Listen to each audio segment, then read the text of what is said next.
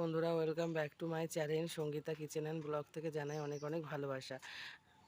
আজকে রান্না করে দেখাবো ইঁচড় চিংড়ি। ইঁচড়টা ভালো করে কেটে নেব।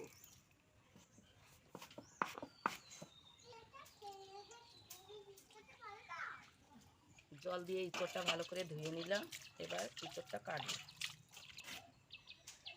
হাতে একটু তেল মাখিয়ে নিলাম যাতে হাতটা লাগে না।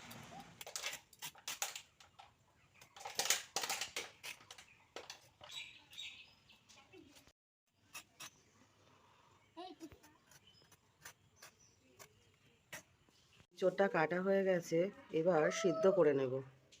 আমার পেঁয়াজ, আদা, রসুন, টমেটো কাটা হয়ে গেছে। এদিকে আলুগুলো সব কাটা হয়ে গেছে। এবার আদা, রসুন, পেঁয়াজ শিলপাটায় বেটে নেব। আদা রসুন এবার বাটবো। পেঁয়াজটা একটু অল্প হালকা করে বেটে নেব।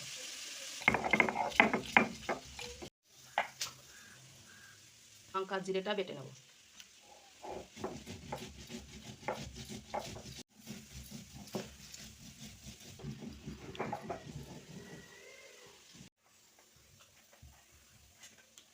আদা রসুন পেঁয়াজ আমার বাটা হয়ে গেছে, জিরেটাও বাটা হয়ে গেছে।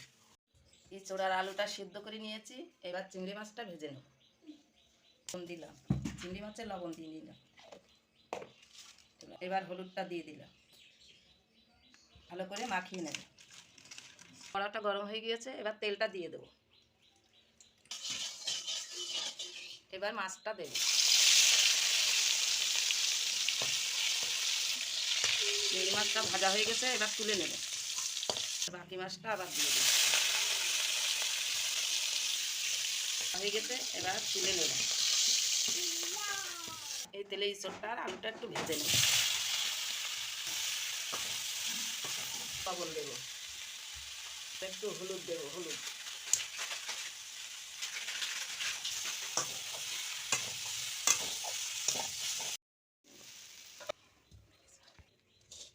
কড়াইটা গরম হয়ে গিয়েছে, এবার তেলটা দিয়ে দেব। দেব জিরে দেব, জিরে।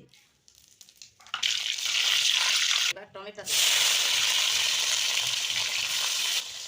এবার পেঁয়াজটা দেবো, পেঁয়াজটা এবার ভাজা ভাজা হয়ে গিয়েছে। এবার আদা রসুন বাটাটা দেব।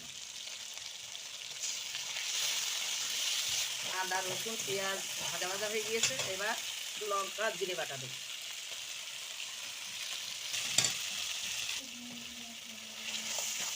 এবার একটু কাশ্মীর লঙ্কার গুঁড়ো দেব।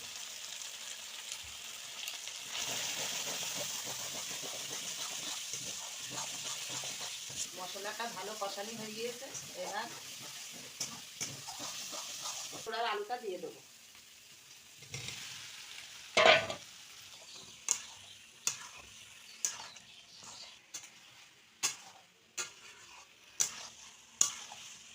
এবার চিংড়ি মাছটা দেব, দিয়ে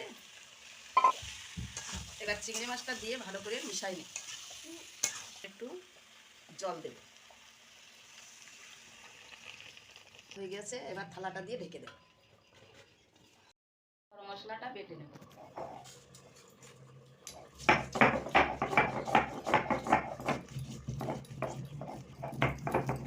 মশলাটা আমার বাটা হয়ে গিয়েছে, গরম মশলাটা বাটা হয়ে গিয়েছে। এবার তুলে নেব।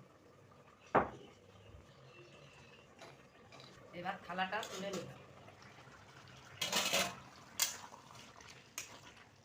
এবার বাটা গরম মশলাটা দিয়ে দেব।